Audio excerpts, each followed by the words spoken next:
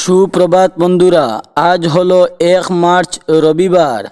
আজকের বরাক উপত্যকা সহ সমগ্র আসামের খবরগুলি হলো: অসমে জমির পাট্টা পাবে না বাংলাদেশিরা, ঘোষণা মুখ্যমন্ত্রী ডক্টর হিমন্ত বিশ্ব শর্মার। বিধায়কদের রিপোর্ট কার্ড নয়, জয়ের সম্ভাবনা দেখেই টিকে।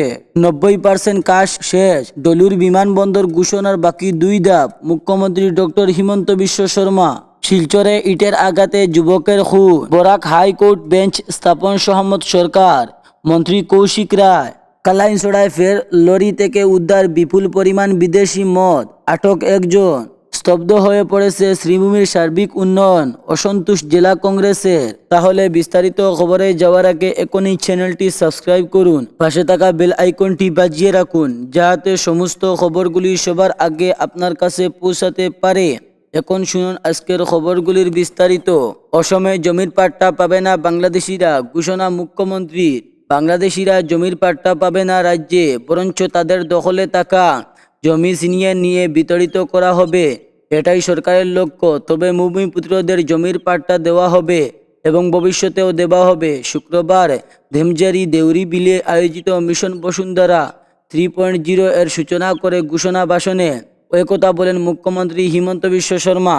নির্বাচনের মুখে এদিন হাজার হাজার জনগণকে সাক্ষী রেখে মুখ্যমন্ত্রী বলেন, বাংলাদেশিদের বিতাড়িত করার পাশাপাশি ভূমিপুত্রদের জমির পাট্টা দেওয়া করা হয়েছে। তাদের দখলে থাকা জমি ছিনিয়ে নিয়ে সমান্তরে ওপারে ঠেলে দেওয়া হবে।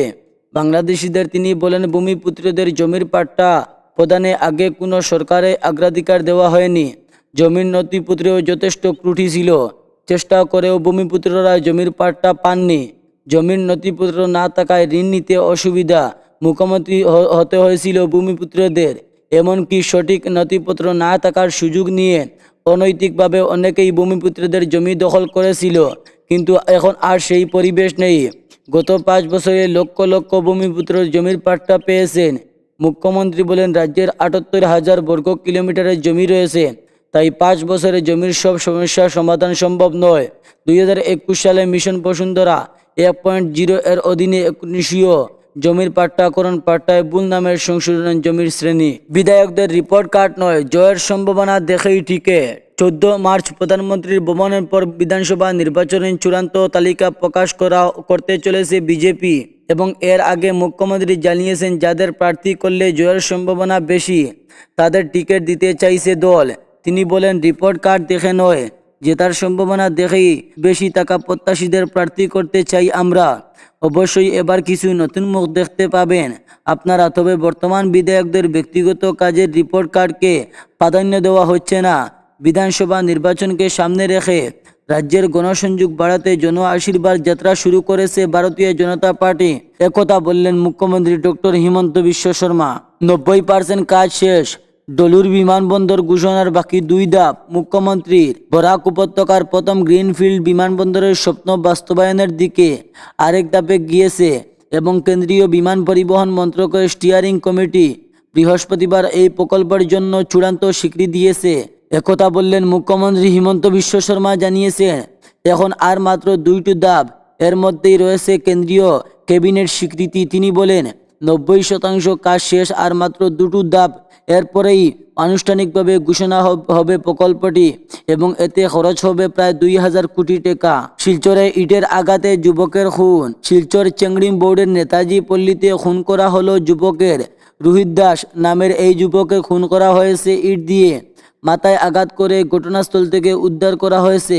হত্যায় ব্যবহৃত রক্তমাখা ইট। পুলিশ এই ঘটনার জিজ্ঞাসাবাদের জন্য আটক করেছে 3 জনকে। হত রোহিত দাসের পরিবারের মূলত শ্রীভূমি জেলার সনবিলের বাসিন্দা, তবে বেশ কিছুদিন ধরে তারা তপবন নগরের এলাকার কীর্তনের মাঠে সংলগ্ন গলির এক ভাড়া বাড়িতে ঘটনাস্থলে নেতাজিতে পল্লীর বাসিন্দারা জানিয়েছেন, বৃহস্পতিবার 12:30 নাগাদ তারা গলির মধ্যে হঠাৎ চিৎকার শুনতে পান। বেরিয়ে দেখেন রক্তাক্ত অবস্থায় পড়ে রয়েছে রোহিত। তার মাথায় ছিল আঘাতের চিহ্ন, মাথা থেকে রক্ত বেরিয়ে ছড়িয়েছে। রাস্তার কাছেই পড়েছিল রক্তমাখা ইট। রোহিত তখন বেঁচে থাকলেও কথা বলার মতো অবস্থা ছিল না। ওই এলাকার বাসিন্দা না হওয়া তখন তাকে কেউ চিনতে পারেননি। এমন দৃশ্য দেখে খবর দেওয়া হয় পুলিশকে।